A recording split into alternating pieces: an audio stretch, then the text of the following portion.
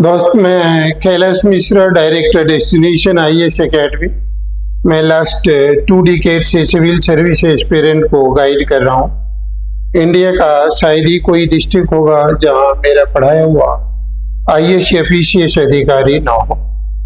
मैं भी आप लोगों की तरह कल तक सिविल सर्विस एस्पिरेंट था, लेकिन मेरा 3 मार्क्स से फाइनली नहीं हुआ। दोस्त, आप ये जानते हैं कि सिविल सर्विस एग्जामिनेशन इंडिया का मोस्ट प्रेस्टिजियस एग्जाम है। इससे आपको name, fame, power, Prestige, reputation, देश और समाज के लिए बहुत कुछ करने का मौका मिलेगा। आईएएस पीपल देश के नीति निर्माण का अहम भाग होता है। जो देश को आगे बढ़ाता है उसमें आपका भी थोड़ा सा योगदान। दोस्त, यह एग्जामिनेशन इंडिया का नहीं है, ऑल ओवर वर्ल्ड का one of the most difficult examination बोला जाता है। इसमें 10 लाख से अधिक बच्चे प्रीलिम्स का फॉर्म भरते हैं। 5 लाख से अधिक बच्चे एक्चुअली प्रीलिम्स एग्जाम में अपीयर होते हैं और लगभग 15,000 बच्चे प्रीलिम्स क्वालिफाई करते हैं। कहिए 5 लाख में 15,000 फर्स्ट स्टेज में, 4,85,000 स्टूडेंट एलिमिनेटेड हो गया। अब इस 15,000 बच्चों में 2,500 से 3,000 बच्चे मेन क्वालिफाई करते हैं और उनके बाद यूपीएससी का जितना वैकेंसी होता है उतने बच्चे को यूपीएससी प्रेसिडेंट को रिकमेंड करते हैं।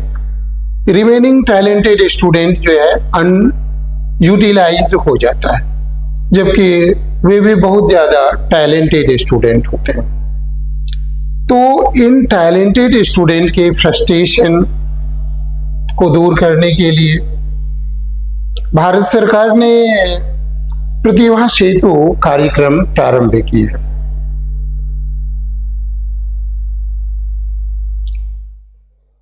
देखेंगे कि भारत सरकार देखेंगे कि यूपीएससी भारत सरकार के सौजन्य से अप्रैल 2024 में प्रतिभा सेतु कार्यक्रम प्रारंभ किया। इनका मुख्य उद्देश्य क्या होता है कि जो बच्चे फाइनली रिकमेंडेड नहीं हुए, फाइनली सेलेक्टेड नहीं हुए, लेकिन इंटरव्यू तक पहुंचे, ऐसे बच्चों के लिए प्रतिभा सेतु पोर्टल होगा। उसमें उनका नाम होगा। अगर आप चाहें तो आपका नाम प्रतिभा सेतु पोर्टल में होगा, अन्यथा आपका नाम प्रतिभा सेतु पोर्टल पर नहीं होगा। ये वॉलेंटरी पार्टिसिपेशन है यूपीएससी एस्पिरेंट का जो इंटरव्यू तक पहुंचे।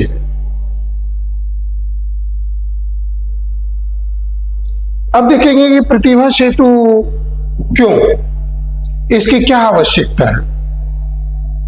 तो आप देखेंगे कि हजारों की संख्या में टैलेंटेड स्टूडेंट डिफरेंट एग्जामिनेशन से, like civil service examination, engineering services, Indian foreign services, CAPF, geo scientist, CDS, combined medical services, ये सब बच्चे इंटरव्यू देते हैं, मेन क्वालिफाई करते हैं। लेकिन यूपीएससी को तो सेलेक्ट उतना कोई करना है जितना की वैकेंसी। तो रिमेनिंग बच्चे जो क्या हो जाते हैं, अनयूटिलाइज रह जाते हैं, जबकि वो बहुत ज्यादा टैलेंटेड होते हैं।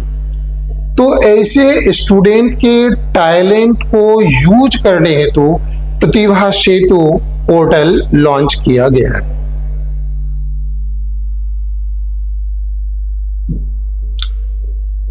अब देखेंगे कि प्रतिभा सेतु पोर्टल की मेन फीचर क्या है।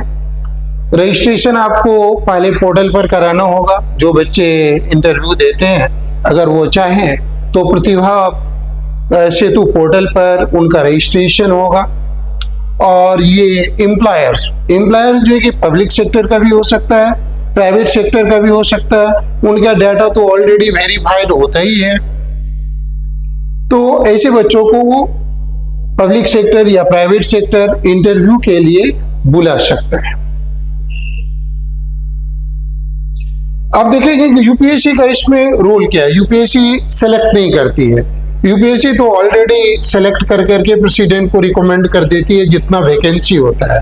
यूपीएससी जो है कि क्या करता है, आपके डेटा को एक्यूमुलेट कर करके रखता है, संचय करता है, और जिनको इस डेटा की जरूरत होती है, जिस भी ऑर्गेनाइजेशन को, वह ऑलरेडी यूपीएससी के साथ उनका टाई अप होता है, वह ऑर्गेनाइजेशन इससे जुड़ा हुआ होता है, वह इन बच्चों को जो इंटरव्यू तक तो पहुंचे लेकिन इंटरव्यू में फाइनली क्वालिफाई नहीं कर पाया, उनका डेटा बेस यूज कर करके उस बच्चे को इंटरव्यू के लिए बुला सकते हैं। इसके अलावा अगर और भी आपको डिटेल में जानकारी चाहिए तो आप www.upsc.gov.in/प्रतिभा सेतु में संपर्क करें, वहां देखें, वहां पर आपको और भी डिटेल इंफॉर्मेशन मिल जाएगा। Thank you.